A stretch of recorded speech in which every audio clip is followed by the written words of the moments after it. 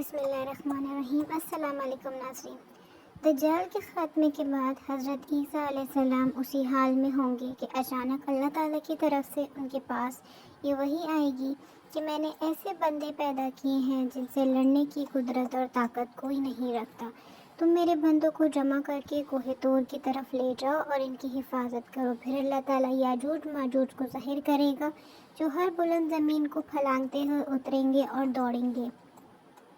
ان کی تعداد اتنی زیادہ ہوگی کہ جب ان کی سب سے پہلی جماعت بحر طبیہ سے گزرے گی تو اس کا سارا پانی ہی پی جائے گی۔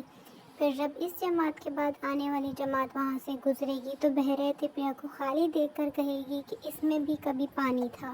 اس کے بعد یاجوج ماجوج آگے بڑھیں گے یہاں تک کہ جبل قمر تک پہنچ جائیں گے جو بیت المقدس کا ایک پہاڑ ہے۔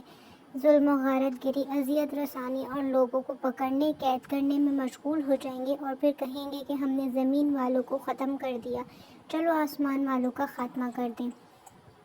چنانچہ وہ آسمان کی طرف اپنے تیر پھینکیں گے اور اللہ تعالیٰ ان تیروں کو خون آلود کر کے لوٹا دے گا تاکہ وہ اس بھرم میں رہیں گے کہ ہمارا تیرا وقت آسمان والوں کے کام تمام کر کے واپس آئیں گے۔